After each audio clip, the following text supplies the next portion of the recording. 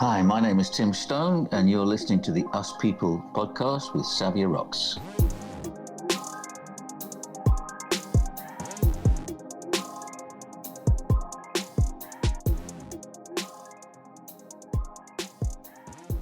Hey guys, and welcome to another episode of the Us People podcast. I'm your host, Savia Rocks, and today I have Tim Stone here, who is a guitarist, songwriter, and composer. Welcome, Tim. How are you?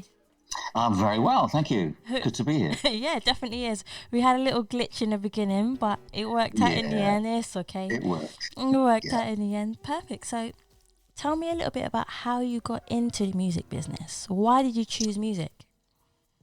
Well, actually, I think music chose me. Fair enough. I didn't really think it was a smart thing to do. Why not?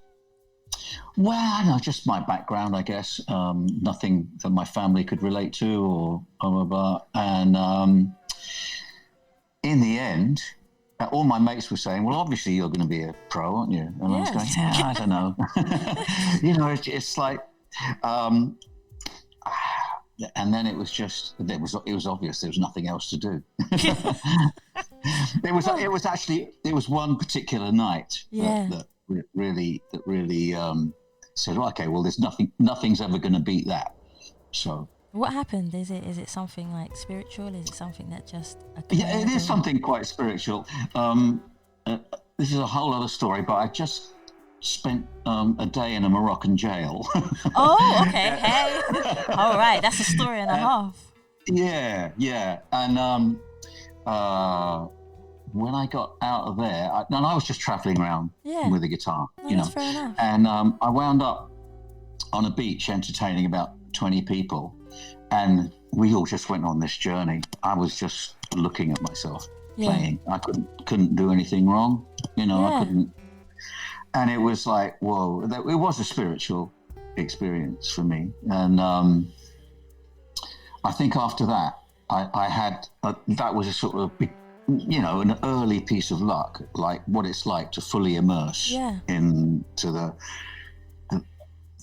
whatever, the mystery of music, Yeah. And after that, it was that. There was never going to be anything that was going to compare with that, and there never has been. Fair enough.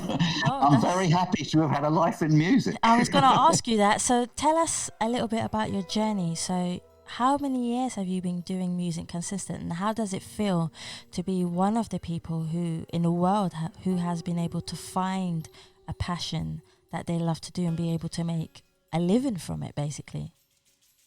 Yeah, well, I don't think there's any easy route for the human being. Yes, and I agree. I've had periods when I thought, what am I doing? But at this stage, I've been doing this for 50 years plus. Oh, wow.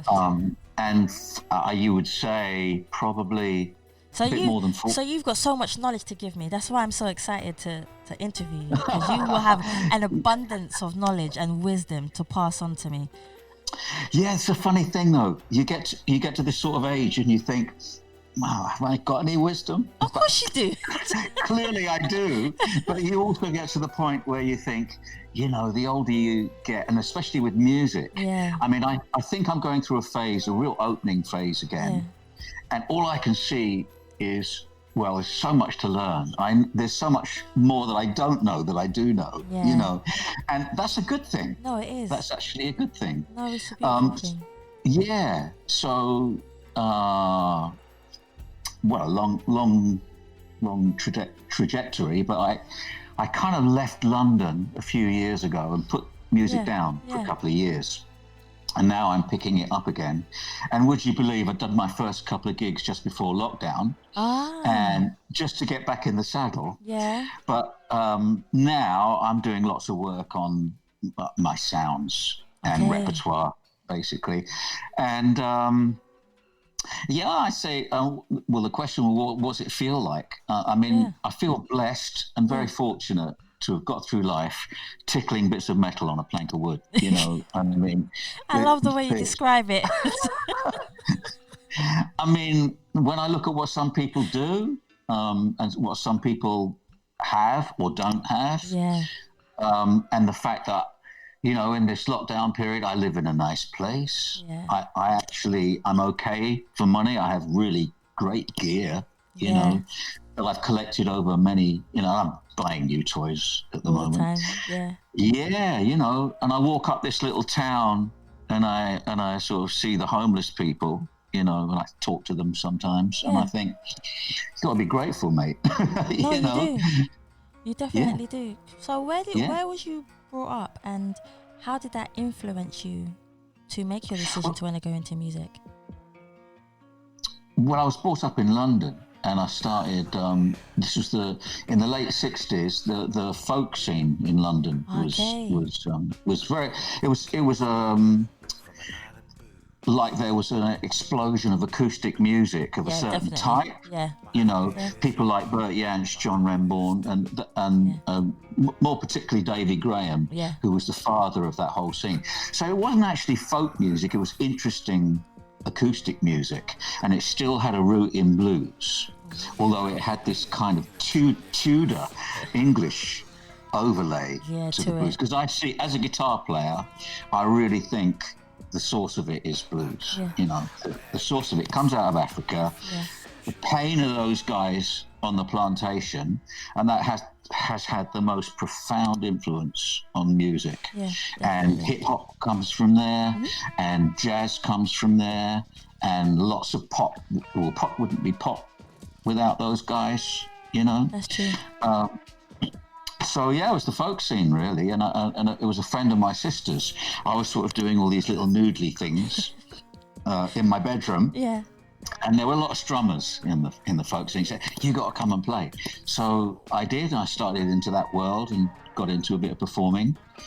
But I felt the need to travel because I was at boarding school, so I see myself as having, you know, been locked up in a prison for 6 years, so I had to break free. Hence the initial story about, you know, a big adventure for a couple of years. And lots of great influences, you know, Indian music, Turkish music, all that stuff. So, I got back to London and then started starting from the bottom, doing... As you do, Yeah, you know, just doing gigs in nightclubs and strip joints, you know. So how was the strip club? I actually did play quite a few strip clubs in London. Well, they call them hostess clubs. And, they do. You know, it was just a place where, you know, there was just bands in all these places. And there was one place. It was a restaurant in Theatreland, you know, and they had two bands. So I was in the sort of top four. They had a band doing kind of jazz covers, the Great American Songbook, and I was in the top 40 band, you know, doing... That's cool. Yeah, you know, just pop hits of the day and standards and stuff. So that was cutting my teeth professionally, if you like, I suppose. Well, that makes sense. That makes so much sense. How is it being a guitarist? Because I find that playing a guitar is one of the hardest instruments to play. For me, when I pick up a guitar, for some reason it doesn't resonate with me, most probably like it resonates with you. The piano resonates with me. But how is it with you, for anybody who wants to learn how to play the guitar? What advice would you give them on playing the guitar? Well, that's a big question, because that's one of the things that I'm going to start doing soon is putting out certain advice, because I don't think it's out there. That's what I thought I'd ask. There's some amazing people, like big players, giving really generous advice. It's got to resonate with you, of course. And it hurts. It hurts your hand. And the thing is, with a piano, you know, you just play the note, and it plays the string is hit for you by that, so you can make a nice sound really quickly. With a guitar, it takes a while to get a nice sound, and you have to have the cohesion between both hands, and that just takes time. So it's one of those instruments where you can learn 20 chords Yeah. quite quickly and then, sing a gazillion songs, which is a brilliant thing about guitar. But if you do want to be good on guitar, it's a long old journey. I can imagine. And I think most people have a lot of self-laceration about it. Yeah, because you're comparing yourself to your idols and your heroes, and I think it's easier when you're younger. I mean, I didn't really think about it that way when I was younger. I just used to play all the time, and I didn't really think about it. It wasn't till I started actually. Oh, I'm a musician now, and started learning things. I mean, when do you know you're a musician, Tim? When do you actually know that you're a musician? From picking up the guitar is one thing, and then playing a few chords is another, but then actually saying you are a musician, when do you know that? When do you know that feeling? That's a really good question. I think for me I had after about 3 years, I picked it up really quickly and I put a lot into it, and people just used to listen when I played. And I really liked that. That was good for my very damaged ego. And that's why it's very damaged ego. Aww. Well, we've all got those. Yeah, in one way of or the course other. we do. I think they all need healing to some extent. They need healing. Yeah. Yes, they need healing. So I was quite good at entertaining people, and I think that one night, as I said, was a profound. But I remember, I don't know if you're aware of John Martyn. Of course, yeah. Well, John Martyn is one of my absolute all-time heroes, who I actually managed to play with him here and there a few times. That was one of the questions that I was going to also ask you as well. Who is one of your heroes? Yeah, he was totally. I think he had his own way of playing guitar, his own way of singing, and his own way of writing, and that's not many people have a voice that's so strong like that. But I hung out, the first time I ever met him, it was in a folk club at the university I was at, and he was very generous to me. He just hung out with me. I was just like this fanboy, hanging out with him. And I remember saying to him, all my mates are saying that I should be a musician, but I don't know, it just seems like you never know where you are, and don't know where the money is, and you're always traveling and blah blah. And parlance of the day, he just turned around to me and said, you're either a raver enough or you're not. Yeah, true. That is true. And that had a huge impact. So I didn't take it on board then, because I was just young guy thinking, I don't need to make any decisions. I want to go traveling. But when I think back on it, I think that man did have a profound effect on me as well. I think you both had a connection, and maybe you didn't realize it back then that you had a connection, but now when you talk about it, it kind of...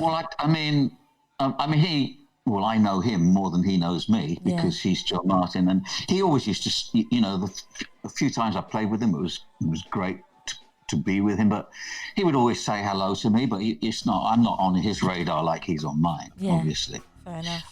But it was profound. Yeah, he had what more difficult for the Northern European culture. He had groove forever. I mean, because the groove comes out of Africa, and Northern Europe went off on this whole harmonic classical tangent. That's true. And I think it's changing now, but classical musicians back, certainly when I was hiring them, didn't really have much of a groove. Okay. I think it's changed now, and it's something I've had to work really hard on. Yeah. Because if you have time and groove in the womb, then it comes naturally. That is true. Yeah, that is very true. But if it doesn't, then you're in trouble. Yeah, well, you can help yourself. Yeah, you can. I think with the metronome and the will to do it, and also the music. I mean, I was always really influenced by music with, you choose the people who are inspirational. That is true. So all those James Brown records and Jump Jive records and you know, anything that really swings and anything and the funk stuff, that resonates with me more now than rock. Although at the time Hendrix was the big thing to me, and he had, unlike most rock musicians, he was as full of groove as he was as full of rock. Yeah, see, so he was versatile. I think he wanted to be versatile. I think there's still no one on that level, really, for electric guitar. Yeah. I mean, he had a way of singing that was his. He was influenced by Bob Dylan, I believe. Yeah. But he had a way of playing that was unlike anybody, and a way of writing that was unlike anybody. And that's why I think lots of people now can put their fingers where Jimmy put his fingers, but that connection that he had instilled it in this. You know, it's like a guy like what makes Prince above the rest, you know, and Stevie Wonder above the rest. You're born to it. Yeah, it's naturally in you. It's naturally just in you. If there was, totally. I know that you said there are a few artists which you admire already, but if there was one artist that you haven't worked with, and I know you've worked with quite a few artists already, what artist would you choose to work in the studio now with, and why would you choose that particular artist to work with? Oh, that's a really good question. Well,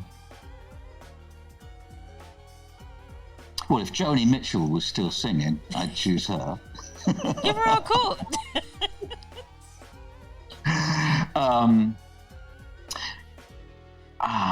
It's an interesting thing. I don't have a huge ambition to work with a particular person anymore. Okay. There are people, you know, I don't, for instance, Billie Eilish, right, has got a great voice, but she's in that sphere that I don't want to really move in. Even if there were, I mean, she's not going to employ a guitar player who is days off being 69 in any event. Listen, you have more wisdom and more style than a lot of youngsters out there, so you don't knock yourself. Oh, no, I'm not saying that. I'm saying that's the arena. Yeah, okay. Yeah. You know, and I'm not interested in that arena. Oh, fair enough. You know, yeah, no, that's fair enough. I mean, I've had a little brush with it here and there. I feel very lucky. There's not many things that I haven't tasted. You know, strip clubs to stadiums or stadia is the word. I don't know, just like anyone who touches me is who I'd like to be in the studio with. That's fair enough. No, that's fair enough. Yeah. If there was one quote that you could choose that would represent who you are as a person, what quote would you choose, and why would you choose that particular quote to represent you? Oh, God, I've got to do that without thinking about it. You're on the spot now. A quote. Someone else's quote. Go for it.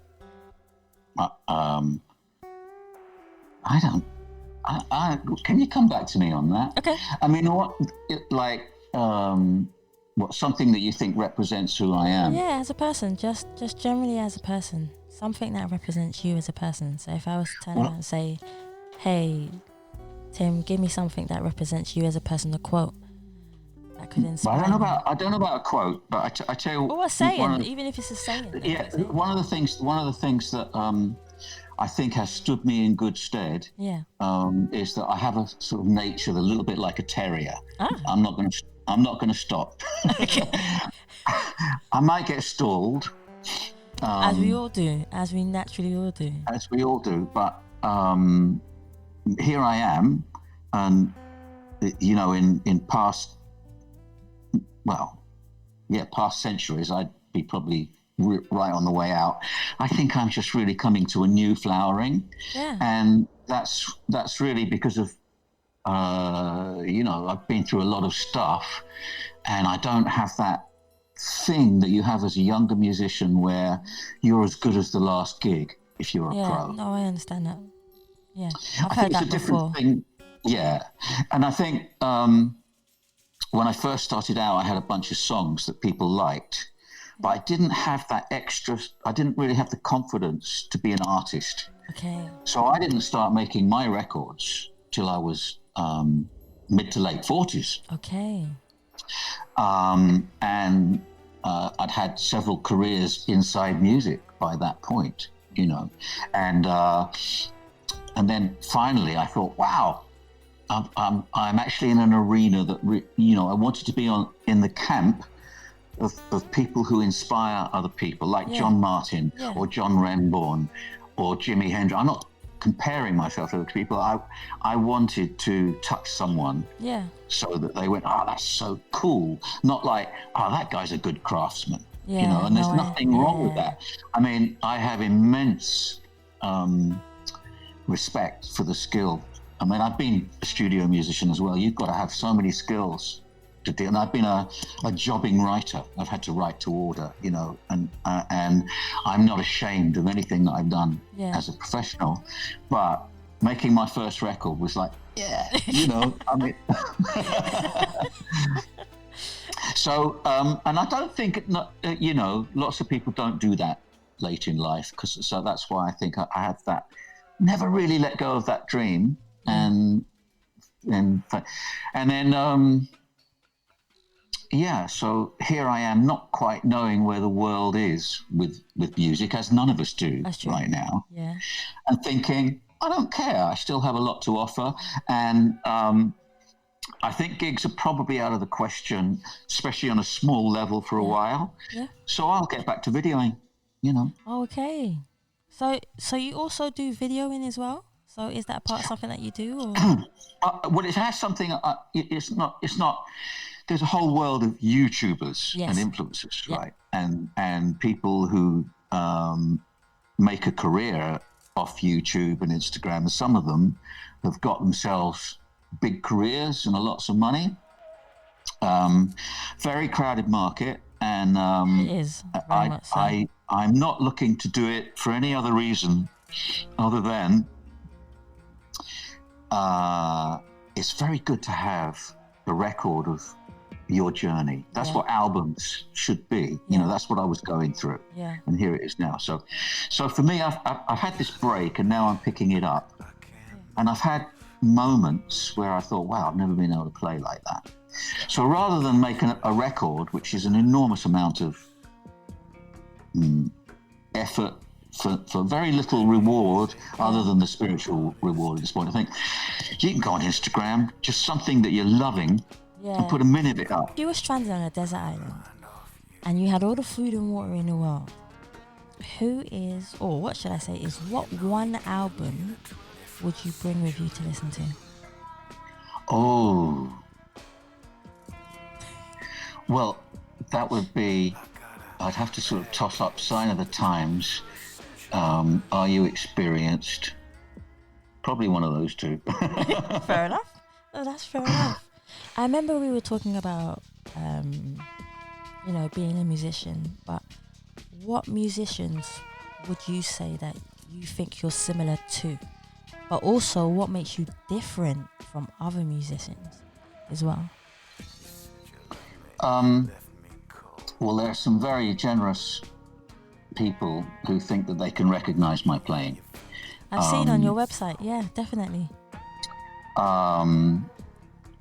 And some actually musicians that are doing really well. So that's what I really appreciate. So of course we all start off just trying to emulate. Yeah. And then along the way, I realized when I was doing my first record that if I played anything that I thought sounded like a cliche, it was not going to stay. It wasn't going to stay. That's true. In fact, people started calling me Dr. Weird, and I quite enjoyed that. It's quite a cool name, actually, when you think about it. And you'll always remember it. Yeah. I think there's all sorts of ways to enjoy music. Like if you campfire strummer, which I'm not very good at, because I don't want those songs in my head. But the pinnacle for me is people who are identifiable Okay. So if you listen to Sting, for instance, after about 3 seconds, you know it's Sting. Yeah, definitely. Right? I can pick out Jeff Beck's guitar playing, John Martyn, Joni Mitchell, James Taylor. I not one of my hugest favourite, but you know him in a second. Yeah. Steve Stills. There are a few people. I mean, there's a guy whose first record called Scott Matthews came out about 10 years ago. I thought was awesome. Yeah. That was very reckoned. And Leander Havas, I think she's got a sound, you know. So what I love is when I'm listening to someone who's developed their voice. Perfect. You know. Yeah, well, that makes total sense. That's what really floats my boat.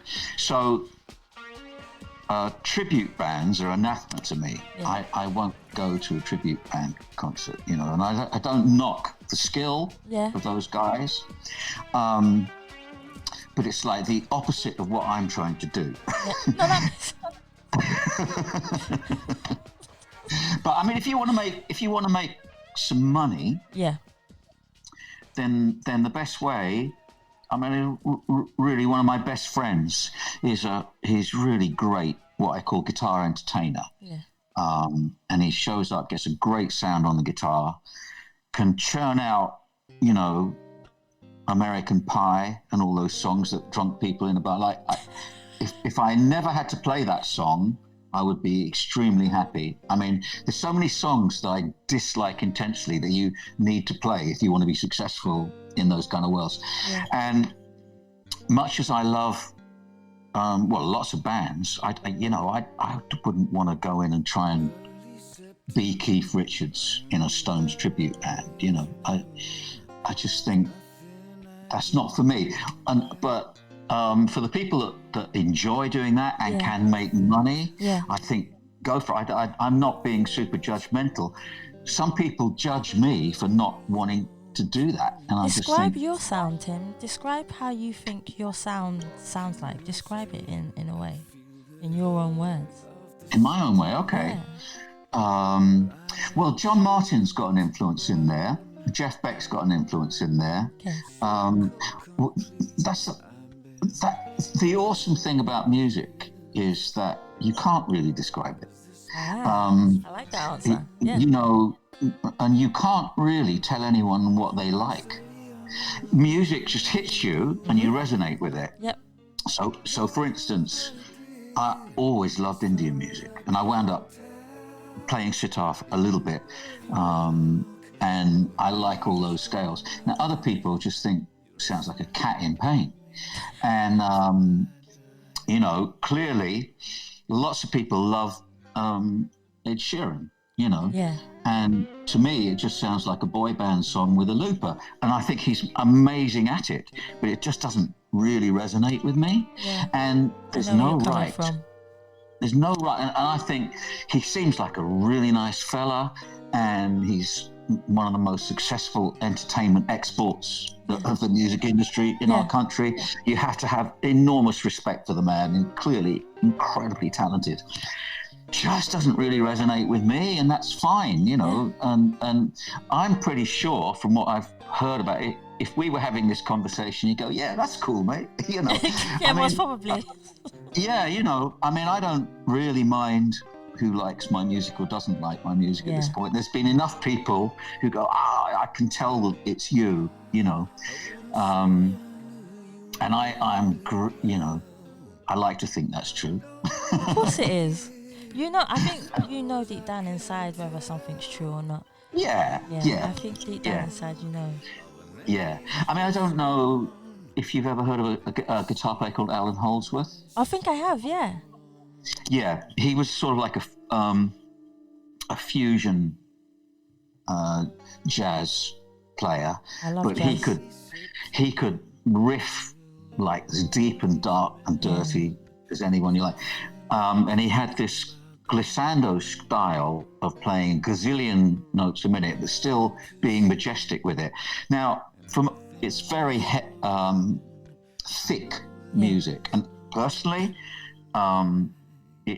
when he just slowed down, he just had such a sound, such a touch, and lots of people can't even hear it. Yeah. You know, and I just think that man was unique in so many aspects that you have to love him. I mean, he died a year or two ago, but he left a legacy that was. It's almost like him and every other fusion guitar player. Yeah. And I think Jeff Beck's got that thing. All the sort of rock stroke cross jazz players will all cite Jeff Beck. He's got that thing. He sounds like a singer when he plays, and he's got a tone that's just utterly his own. It doesn't really matter what guitar or amps he plays. He's just got that tone. And it's I think it's the thing that I started out saying. It's being true to your connection that allows that to come through. Where did you get your first big break, or where did you get your first break? It doesn't have to be a big one, but just something that helps you to evolve to the next level of where you actually wanted to be. But when you were starting out as a musician, where did you get your first break? Well, actually, from this top 40 band that I was sort of in a restaurant in the West End, there were some people there put a band together, and then through that I got a gig playing with Rick Wakeman. Okay. And that sort of took me on big stages around the place and put me into that arena. So and I played with a few people in that arena. So that gave, like when that first happened, I was incredibly excited because I thought, wow, I suppose it's like if you're in an office job and you get a managerial position, you think, phew, a bit of security, a bit more money, but you don't actually realize at the time you're just moving into a different, it's a different ball game, and the same shit applies. Because I don't necessarily think I handled my session man days particularly well on the road. Why do you say that? Because I was still concerned with expressing myself. Really, you have to really do exactly what the job is. Yeah. And I don't think I was confident enough of my. I mean, I'm not saying I did a bad job, and I love studio work. I can play. There's no track, even if I never want to hear it again, I won't bring my best to and bring my craft to and think that that's a really cool thing to do. Yeah. But, in a like you have to do things where you don't necessarily love the music, and you really have to be a little bit because the person who's putting the bums on the seats, he really is the boss, and you really have to give that some respect and treat that a certain way and subjugate what you feel. True. And I understand that. And it does come across. It does work on a personal level as well. You like to think it doesn't, because musicians, we're cool. We're not like that, but you still have to, play the game a bit. Which is why at my, level of, we're at this stage of development. There's no one. I mean, if Jeff Beck came into the room, I'd be fanboy, but. As a human being, that's hi Jeff, and obviously as a younger guy into that arena, you know. So I was lucky enough to do a little bit of that stuff, and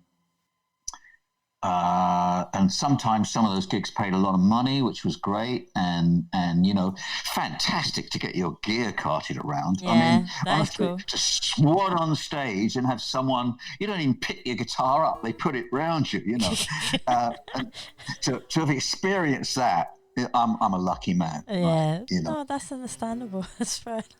And then you get the occasional guy like Pino Palladino, for instance, who's bass playing is so astonishingly good. The biggest artist in the world want him, and he can sort of write his own ticket. I'm not sure I was ever exactly the right personality for it. I had a better time. What do you mean in the sense of the right personality? What is the right personality, Tim? Someone who lets things, I'm probably a bit too thin-skinned. Okay. So I don't really want to treat someone special as a human being if they're employing me. Okay. No, because when I employed people, I'd never expected them to treat me as a human being any differently. Yeah. But I totally understand, if you're the man and you've got to go and do a show and you're the man in front of X thousand people, that's a big, I've never been in that place, so I can't pretend I know what that's like, but I've witnessed it, and I think, you need to be mollycoddled a bit, and you need to have your personal assistants and your minders and people kind of doing what you say, because you got a big job. Yeah, no, that's true. Define what success means to you, Tim. If you could define what success means, define what the word success means to you. Being comfortable in your own skin and wanting to learn and being enthusiastic enough to keep learning. I like that. Because, with music and in anything, I mean, I'm big into Qigong. Yeah. I've done a lot of yoga, but Qigong's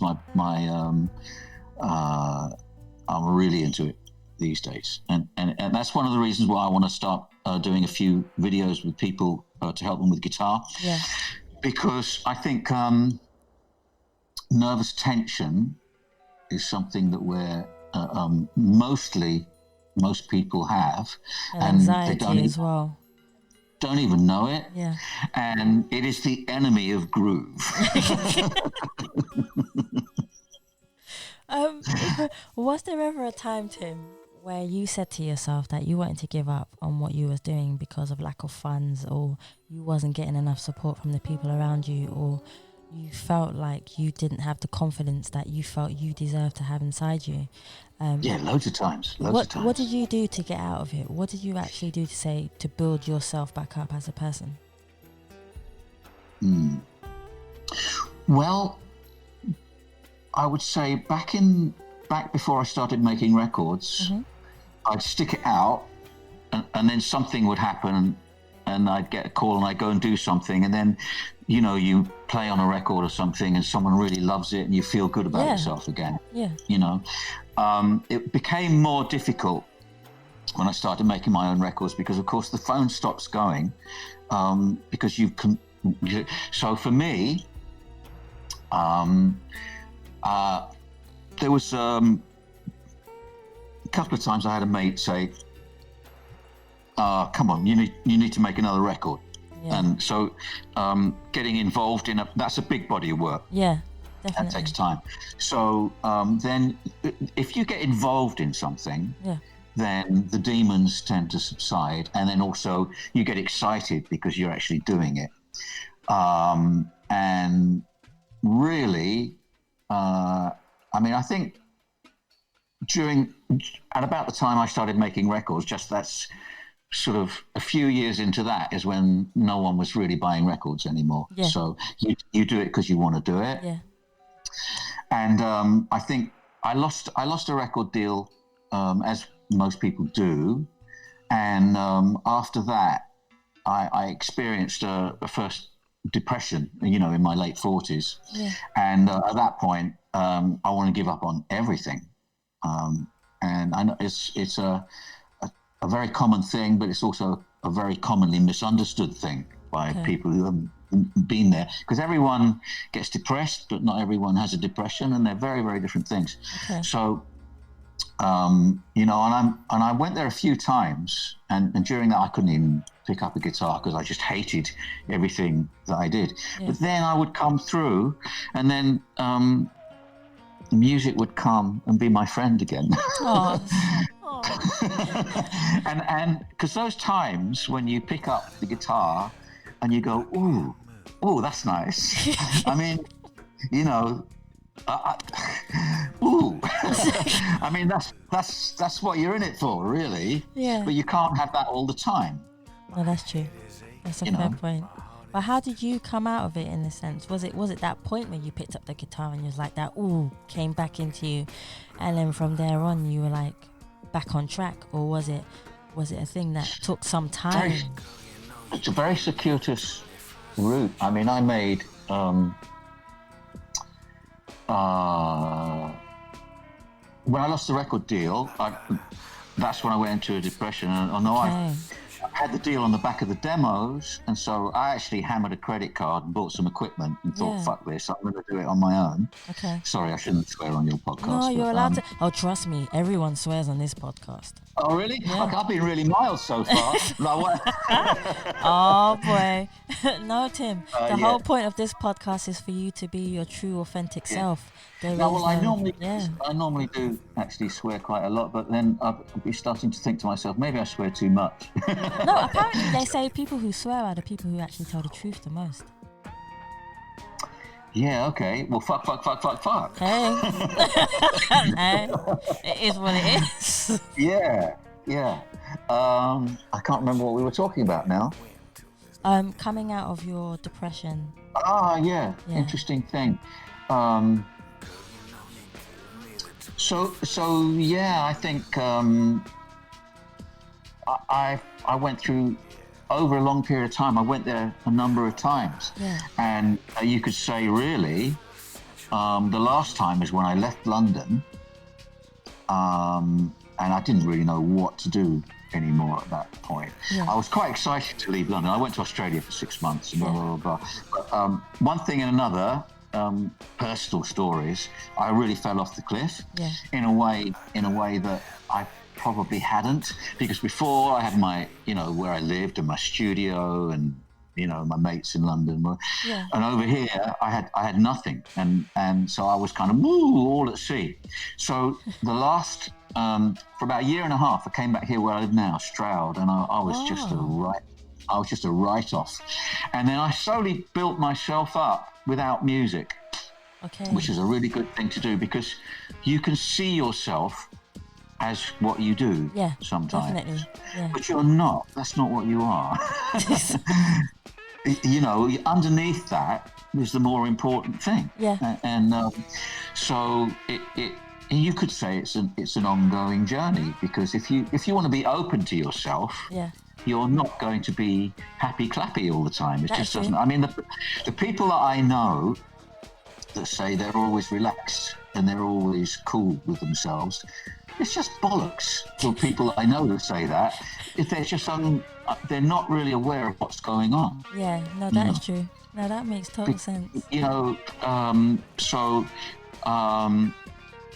I feel like, I do have a certain amount of wisdom at my age. Yeah. I've had a career, and I think, wow, it's fantastic.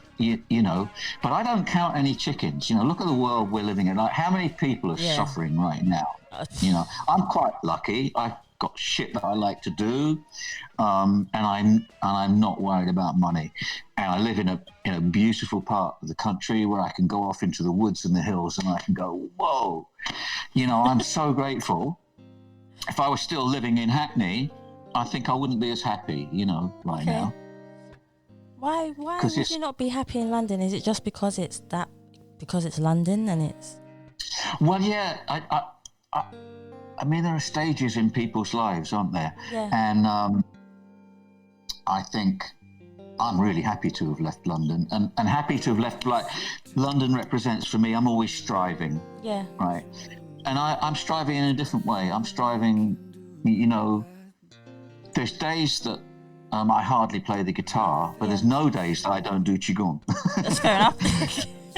At the moment, right? Yeah. And there's other days where still I don't want to put the guitar down. No, that makes sense. In fact, I have to force myself to put the guitar down, because it's actually quite it's brutal on your body.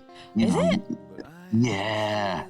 I mean, I've got a shoulder thing that just won't go away, and I've seen lots of people, because you're holding your hand up and you're hunching and you're and you're, as I say, I think most people are not necessarily deeply relaxed when they play it, because there's a lot of self-judgment going on. Yeah, no, that makes sense. Yeah, Tim, so that's something I'm working on it myself. Yeah. But it's still something I'm going to start to make a few videos on. I'll definitely watch them. Will you? Oh yeah, cool. I'll support you, definitely. Cool. Tim, if I could ask you, if there's something that you could say to people out there that would help them to understand who you are as a person and give them some good advice about just being free and happy with themselves, what would you say to them? Well, I don't know if I'm overly qualified. I mean, there's you don't have people. To be qualified as long as it comes from the heart. Well, I think to try and just be in touch with how you're genuinely feeling. Yeah. And try to be honest about what you really want. I mean, I think we live in a world where, lots of relationships ago, we want to fall in love, so that person's gonna, fill in that unhappiness, that's why, and that works for about 5 minutes, and so you really have to sort of own up. The difficult thing, I think, is to do for lots of people, from my observation, is to own up to how they actually are, because we're all going around putting this image on to be liked. That's or true. or to show up in a situation. Yeah. I tend to these days say what's on my mind and make myself unpopular sometimes. I don't really give a fuck anymore. I try not to hurt anybody. No, that's fair enough. I just hate bullshit. No, it's fair enough. It's good to be honest, because if you're not honest, you walk away thinking, I should have said that. Yeah. And I'm a person that's created a reasonable amount of conflict because, especially when you get to with your mates or lovers or family or whatever, you don't want to hurt them, and it's much more intense emotionally for you. And then the more intense it is, the less you understand it from a distance. No, that makes sense. So I think the thing is to try and be as kind and as open as possible, but don't swallow your shit. Because if you swallow it, it'll come out in a different way. Yeah, and it could be worse. It's going to come out somewhere. And so your really good friends are people who will take your shit. And you're a good friend, you're a good friend if you'll take that person's shit, because we've all got it. Yeah, it's true. No, that is definitely true. Tim, tell us where we can find you. So tell us where we can find Tim. So if we want to look for you, where can we find you? timstonemusic.com. Right, see, nice and easy. Is there any other social medias or any other platforms? I am on Instagram as Future Blues. Ooh, I like that name. Well, it's interesting because there's a mate of mine who I hadn't seen for a while. You asked me kind of really, when I pick up the guitar and just noodle, it's twisted blues. Like I love the sort of, I hate the sort of bar room, but I cannot stand that. But blues that swings, and blues that has harmony to it, and there's nothing that you can't put with it. That's true. So a friend of mine had just dropped round. I hadn't seen him for 10 years, and he said, "Have you got any new tracks?" I said, "I haven't, but and he said, "Well, show me what you're working on." And so I just played him what I was, I'm always noodling on twisted blue. And he said, "Wow, that sounds like Future Blues." And I thought that's cool. So I am going to put some. I've been largely inactive on social media, and in fact, anything to do with a career. And I put music down for like 2 years, so and I'm about to pick it up. So there will be. I suppose Instagram now is at always, isn't it? So it'll be at Future Blues, and my website. And I'm going to have a content. I'm not quite sure. I need to talk to someone who's really hip on social media, but the stuff where I show people what I've learned, it's going to be under the banner The Guitar Spa, which is because it's all about health of the body and the mind when you're playing. Because if I can help someone self-lacerate just a little bit less, I think that's a cool thing. No, I'll definitely be there. I'll definitely be watching on the other side. Tim, I want to thank you so much for coming on the Us People podcast. Your wisdom and knowledge has been humbled, but I'm humbled. So thank you so much for coming on. That's really sweet. You're very easy to talk to, and and it's very natural. It's quite easy to blather to you. I don't mind, honestly. I love listening to people, and it's nice to be able for you to be able to give some of your feedback so that other people can learn from you. That's brilliant. Yeah, and if anyone, I would love it at this point. I do think when you get to be an elder statesman in your field, it's great to help other people when you can. Oh, that's because you feel so good when you help people. Yeah, it feels nice. It feels, I don't know. It feels like, I don't know. I think that's what I've been. When you know that something is, you're born to do it, basically. Yeah. Yeah. So that's how I feel about it, and I feel that helping people helps them to help other people. So, Tim, I want to thank you so much for coming on the Us People podcast. Oh, it's been such a pleasure. Thank you. Listeners, I want to thank you so much for listening to the Us People podcast. And please remember, you can subscribe to Spotify, iTunes, Google Play, and any other platform that you prefer to listen to. And please follow us on Facebook, Instagram, and Twitter. And you can also donate to the Us People podcast to help us to talk to people like Tim. Simply just go onto the PayPal account and type in paypal.me/uspeoplepodcast. Please, as always, thank you for listening. Stay happy, stay positive, and as always, continue to be kind to one another.